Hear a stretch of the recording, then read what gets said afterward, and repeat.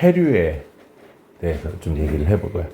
대기대순환하고 해류는 뗄래야 뗄 수가 없어. 왜냐면 이 표층의 해류들이 뭐에 의해서? 바람에 의해서 이동을 하기 때문에. 그래서 우리가 그걸 다른 말로 취송류라고 불러주게. 취송류. 근데 취송류라는 말은 좀 한자어라서 요즘엔 잘 안 쓰기는 하는데, 자, 한번 봅시다. 일단은 여기 지금 지구에다가 선생님 육지를 좀 그릴게요. 육지를 그릴 건데, 자, 이렇게 뭐 이렇게 있을 거고, 이제 육지 이제 있겠지. 육지야. 대충 그리고, 자, 요렇게 있을 거고, 이렇게 해가지고 이렇게 있을 거고, 대충 이렇게. 이것도 뭐 색칠을 굳이, 아이고, 이런 색칠을 굳이 할 필요는 없고,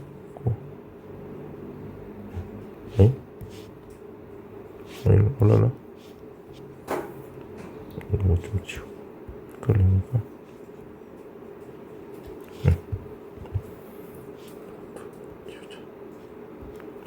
자, 육지가 이렇게 있어요. 뭐 남극도 여기 남극도 좀 그릴까? 남극도 이렇게 그리자.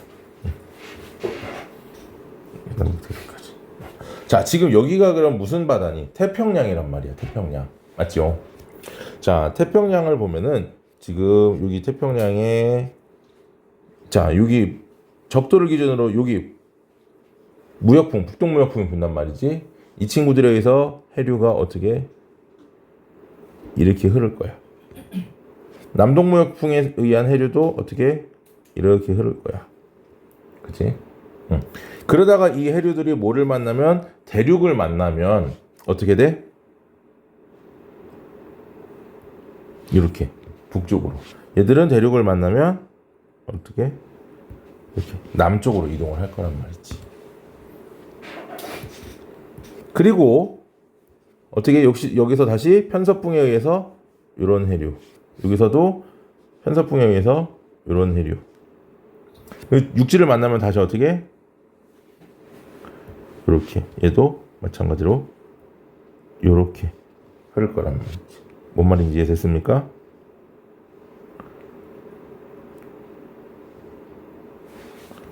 자, 이렇게 해류들이 흐를 거야. 그러면 보세요. 북반구 기준으로 어떻게 흘러? 시계 방향으로 흐르고, 남반구 기준으로는 시계 반대 방향으로 흐른단 말이야. 맞지? 자, 이때 이 해류들의 이름을 하나씩 좀 적을 거야.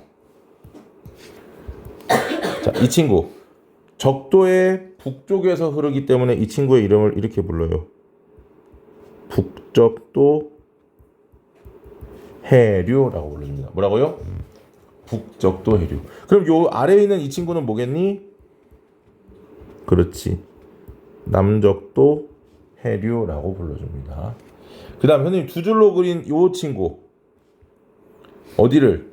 아시아 쪽을 쭉 타고 올라가. 여기 이제 여기 이제 일본이 이렇게 여기 있을 거야. 자, 여기에 이 친구의 이름을 이렇게 불러요.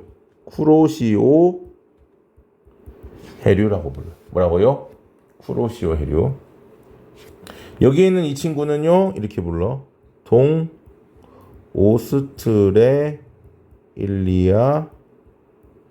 해류. 오스트레일리아의 어느 쪽에 있다? 동쪽에 있더라.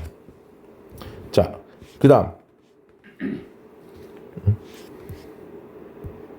이 친구 태평양의 북쪽에 있어서 북태평양 해류라고 불러줍니다. 북태평양 해류. 자, 여기 있는 이 친구도 편서풍에 의해서 흐르는 이 친구도 뭐냐? 남극순환 해류라고 불러요. 남극순환 해류. 왜냐면 여기 지금 뚫려 있어. 얘들은 안 뚫려 있거든. 남극은 이 남극을 중심으로 남아메리카하고 남극, 아프리카하고 남극 사이가 뚫려 있어. 구멍이 뽕뽕뽕. 남극순환. 자, 그 다음 여기에서는 얘는 캘리포니아 해류. 미국에서 내려오는 캘리포니아 해류. 이 친구는 남아메리카 여기 뭐가 있어? 페루라는 나라가 있기 때문에 페루 해류 이렇게 불러줍니다. 무슨 말인지 했죠? 자, 얘들이 이제 표층 해류들이 북반구 기준으로 무슨 방향? 시계 방향. 남반구 기준으로 시계 반대 방향으로 돌더라, 순환하더라라는 거고, 각각의 이름들을 좀 잘 알아두셔야 되고요. 자, 이걸 우리가 태평양만 봤는데 대서양도 한번 보자고. 대서양을 기준으로, 여기가 이제 똑같이 대서양이라고 가정을 하자고요. 그럼 여기가 이제 북아메리카, 여기가 남아메리카, 여기가 유럽, 여기가 아프리카가 되겠지. 맞습니까? 상상을 해서. 자, 그러면 북적도 해류, 남적도 해류는 이름 똑같습니다. 어차피 적도 북쪽, 적도 남쪽이기 때문에. 자, 쿠로시오 해류 쪽에 해당하는, 즉 대륙의 서쪽, 아니 동쪽 바다 흐르는 이 친구를 우리는 이렇게 불러요. 멕시코 만류라고 불러요. 멕시코 만류. 반면에 이쪽, 여기가 이제 남아메리카에 뭐가 있거든? 브라질이 있거든. 그래서 브라질 해류 이렇게 불러주고요. 자, 여기는 북태평양이 아니고 뭐가 되겠어? 북대서양 해류라고 불러주면 북대서양 해류. 이 친구는요, 유럽을 내려가는 이 친구 카나리아 해류라고 불러주고, 남극순환 해류 똑같고요. 여기 올라오는 아프리카 쪽으로 올라오는 친구를 벵겔라 해류라고 불러줍니다. 벵겔라 해류. 자, 얘들이 어디에 위치하느냐, 잠깐 지도를 좀 보면서 얘기를 해볼게.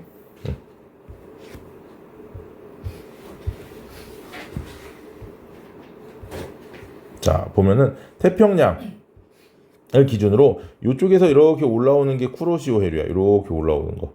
쿠로시오 해류, 북태평양 해류, 여기가 캘리포니아 해류, 여기가 북적도 해류. 남반구는 남적도 해류, 그 다음에 동오스트레일리아 해류, 여기를 지나는 게 남극순환 해류. 여기 뚫려 있잖아. 이렇게 뚫려 있지. 이렇게 지나는 게 남극순환 해류. 그래서 올라오는 게 페루 해류.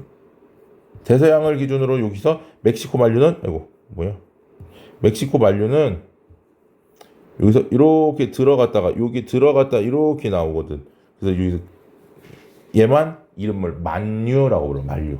알겠습니까? 만류. 영어로는 스트림이라고 불러. 나머지는 커런트인데 얘만 걸프 스트림이야.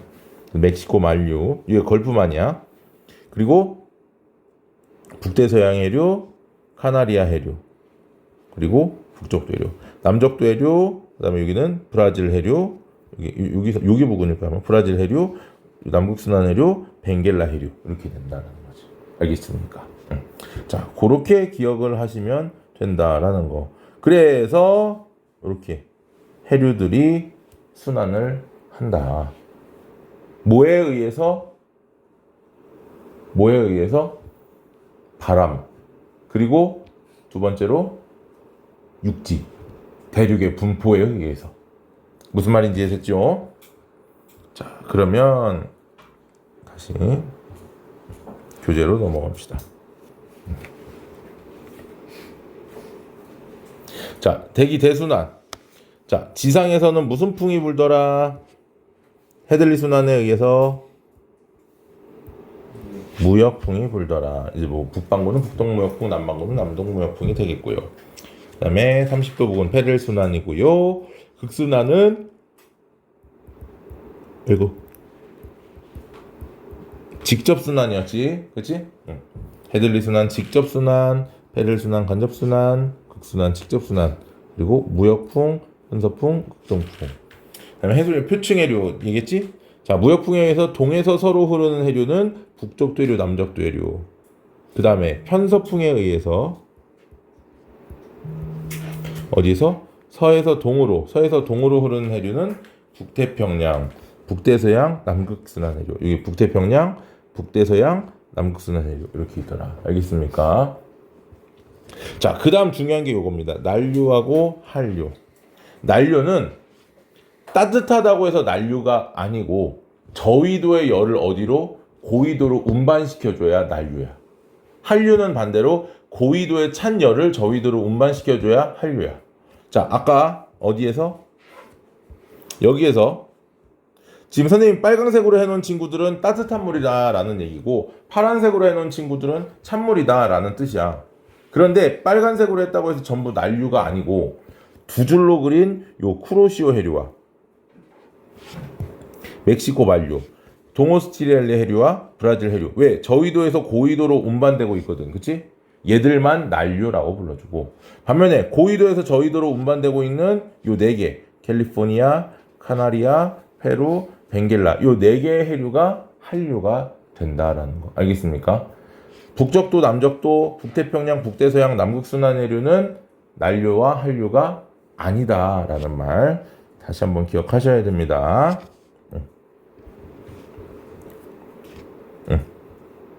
자, 그렇게 해서 난류는 저위도에서 고위도로, 한류는 고위도에서 저위도로. 자, 요거 좀 알아두십시오. 밑에 한류는 난류에 비해 수온과 염분이 낮지만 뭐는 용존산소랑 영양염류는 많다. 물에 녹아있는 기체, 산소와 그리고 영양분들은 많더라. 됐지요? 자, 넘어가서 이제 사막화. 사막화는 사막 주변의 지역의 도시가 뭐에서서 황폐해져서 몇 도 부근에서 나타나냐면 30도 부근에서 나타나. 이것도 대기 대순환과 비슷해. 대기 대순환이 0도가 저기압이었어. 그치? 공기가 상승했었어. 그럼 공기가 상승한다는 얘기는 비가 많이 온다는 얘기야. 30도 부근에서는 고기압이었지. 고기압이니까 공기가 내려가 구름이 어떻게 돼? 소멸된다는 얘기야. 날씨가 그러면 맑아. 따라서 비가 많이 안 오기 때문에 30도 부근에서 뭐가? 강수량이 적어. 강수량이 적게 되고 그래서 가뭄에 의해서 뭐한다? 사막화가 나타난다. 북반구 30도 부근, 남반구 30도 부근에 대표적인 사막들이 존재를 하더라. 알겠지요? 피해나 대책은 그냥 한 번쯤 읽어보면 될 만한 내용이니까 넘어갈게요. 자, 엘니뇨와 라니냐인데요. 자, 엘니뇨. 자, 평상시에는 자, 이 엘니뇨는 어디를 봐야 되냐면 여기를 보면 됩니다. 자, 여기를 보면 돼. 요렇게 요만큼. 요 지역을 보면 돼. 그럼 이 지역은 뭐에 의해서? 무역풍에 의해서. 즉, 무역풍에 의해서 뭐가? 북적도 해류와 남적도 해류가 흐르는 지역들이야. 알겠습니까? 물론 중간에 이제 적도 반류라는 친구가 있어. 이거 적도 반류는 나중에 선생님이 다시 한번 얘기를 할게. 자, 평상시 뭐의 영향으로? 무역풍의 영향으로 북적도 해류, 남적도 해류가 어디에서? 바다에, 태평양에 어디에서? 서쪽에서. 여기가 서쪽이고 여기가 동쪽이 되겠지? 서쪽에서 동쪽으로 따뜻한 물들을 운반시켜 준단 말이야. 맞습니까? 따라서 자, 서쪽에서 따뜻한 해가 서쪽으로 이동하고 아니지 서쪽에서 동쪽이 아니지 미쳤어. 동쪽에서 서쪽이지 미안해. 동쪽에서 서쪽. 그러니까 서쪽으로 이동을 하게 되고 따라서 이렇게 해류들이 이동을 하다 보니까 밑에서는 차가운 물들이 올라오는 거야. 채워주기 위해서. 그걸 우리는 용승이라고 불러줍니다. 자, 그러니까 뭐냐면 이 무역풍에 의해서 이쪽에 표층 해류들이 이동을 하게 되면 밑에서부터 차가운 물들이 이렇게 올라온단 말이야. 그러면 이 동태평양은 상대적으로 기온이 어떻게 된다? 낮겠지. 찬물들이 올라오니까. 반면에 서태평양은 기온이 높아지겠지. 그래서 서태평양은 따뜻한 해수층의 두께가 어떻게 된다? 두꺼워지고. 즉 이렇게 생각하면 돼. 옆에서 봤을 때는 물이 약간 요렇게 이게 이제 따뜻한 물들이야. 물들이 바람이 이렇게 불다 보니까. 알겠습니까? 그래서 따뜻한 물의 깊이가 더 깊어지는 거야. 여기는 얇고. 알겠지? 자, 그래서 표층 수온이 높더라.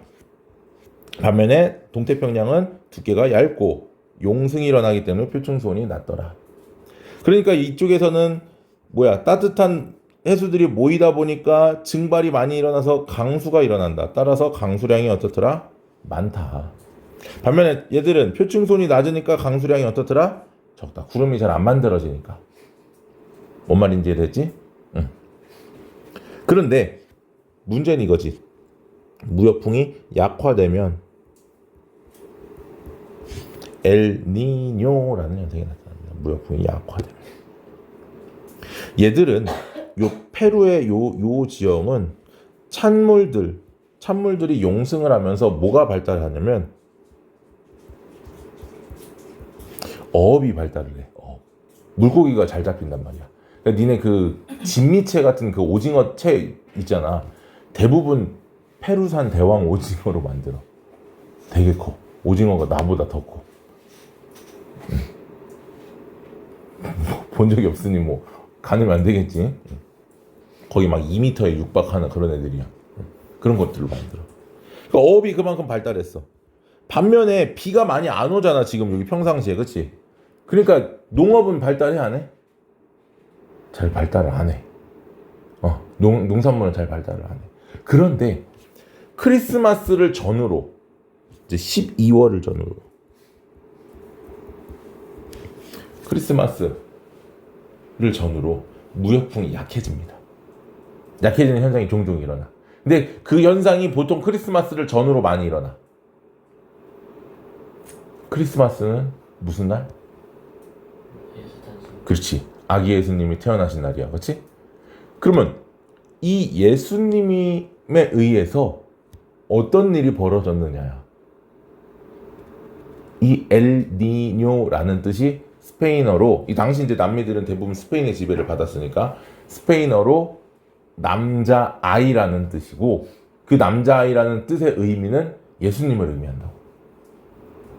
그럼 예수님이 탄생을 하심으로써 어떤 일들이 일어났는지를 한번 보자라는 얘기야.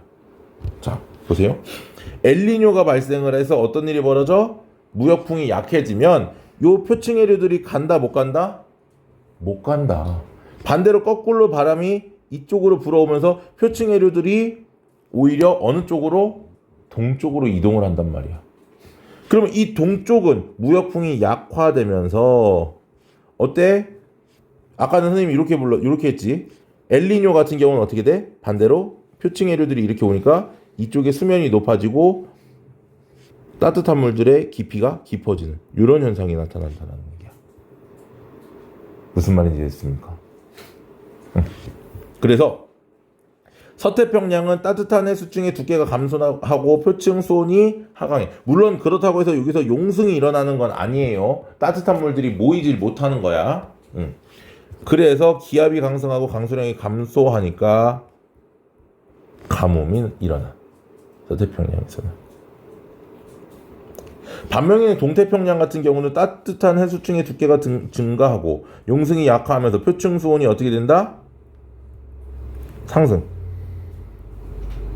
상승이라고 합시다. 그러니까 여기서는 구름이 많이 이렇게 만들어진단 말이지. 오히려 동태평양에서. 그러니까 비가 많이 와. 홍수가 나.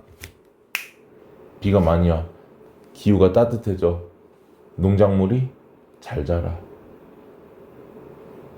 어업은 좀 줄어들어. 그럼 이 페루와 칠레에 있는 이 지역의 사람들 입장에서는 어업은 원래 잘 되던 거야. 그치? 조금 줄어들지만 안 되던 농업이 발달을 하잖아. 잘 되잖아. 그치? 그러니까 이걸 뭐야? 예수님의 축복이라고 생각하는 거지. 이 엘니뇨. 그래서 이름을 엘니뇨나 이름을 붙여주는 거예요. 알겠습니까? 즉 어떤 일이 벌어진다? 평상시에 동태평양과 서태평양의 기후가 뭐에 의해서? 엘니뇨에 의해서 어떻게 된다? 완전히 바뀐다. 동태평양과 서태평양이 뭐 된다? 역전돼 버린다. 기후가. 동태평양의 기후가 서태평양의 기후가 되고 서태평양의 기후가 동태평양의 기후가 되고 예수님이 오시면서 역전된다. 이렇게 생각하자고. 알겠습니까? 엘니뇨는. 반면에 라니냐는 무역풍이 어떻게 된다? 오히려 강화돼. 마치 그런 느낌이야. 우리 F1 경기 같은 거, 자동차 레이싱 경기 같은 거 보면은 스타트 버튼 켜지기 전에 막 웅웅웅 하면서 계속 엔진을 가열하잖아. 그러다 켜진 순간 팍 밀고 나가잖아. 그지? 엘니뇨가 발생했을 때는 무역풍이 약하니까 여기에 있는 물들이 못 가. 못 가고 계속 가려고 버팅기고 있다가 어때? 이번에 무역풍이 반대로 강화됐어. 그러니까 여기 있던 물들이 어떻게 돼? 대량으로 와장창 이동을 하겠지. 그러다 보니까 어떻게 돼? 이번에는 라니냐는 이렇게 바람이 무역풍이 강해지고 표층 해수면 높아지고 온난 수역의 두께가 굉장히 두꺼워지겠지. 왜? 따뜻한 물들이 왕창 이동을 하니까. 그래서 따뜻한 해수층의 두께가 평상시보다 어떻더라? 더 두꺼워진다. 그러니까 이 평상시에 비해서 라니냐는 오히려 어떻더라? 평상시의 현상이 더 강화된다라고 보면 되는 거지. 무슨 말인지 이해됐지? 그 다음 표층 수온은 상승하고, 자 동태평양은 용승이 강화되니까 표층 수온은 어떻게 된다? 하강한다. 따라서 이쪽에서는 이 구름의 양이, 여기서 구름의 양이 요만했다면 얘는 구름의 양이 어때? 막 이렇게 된단 말이야. 그러니까 비가 어떻게 돼? 개 많이 오겠지. 그래서 오히려 홍수가 어디에서? 서태평양에서 일어난다. 동태평양에서는 가뭄이 일어나고,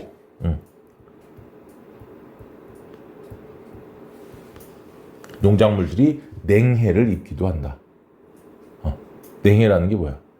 추워서 얼어 죽는 거지. 왜? 용승이 너무 많이 되다 보니까 바닷물에 의해서 기온이 뚝뚝 떨어져. 그렇다고 농작물이 죽냐? 여기 있는 농작물들은 대부분 열대성 기후에 자란 애들일 거 아니야. 그럼 15도, 20도에도 추워서 얼어 죽을 수도 있겠지. 뭐 꼭 0도 아래로 떨어져야 얼어 죽는 게 아니고, 원래 더운 나라에 살던 애들이니까 조금만 기온이 내려가도 얼어 죽을 수 있더라. 무슨 말인지 됐지? 자, 그런 현상들을 우리가 뭐라고 불러주냐면 라니냐라고 불러줍니다. 이 라니냐는 스페인어로 여자아이라는 뜻이야. 엘니뇨가 남자아이라는 뜻이고. 알겠습니까? 그래서 엘니뇨는 무역풍이 약화됐기 때문에 동태평양과 서태평양 기후가 어떻게 된다? 역전된다. 라니냐는 무역풍이 오히려 강화되면서 동태평양과 서태평양의 기후가 더 강화된다 라고 보면 쉽겠지. 됐습니까? 자, 여기까지 얘기를 하면 우리가 35강, 조금 35강이 이 뒤쪽 파트에서는 공부할 양이 조금 많은 단원입니다. 그래서 오늘은 요거 하나를 좀 얘기를 했어요. 자, 여기까지 얘기를 합시다.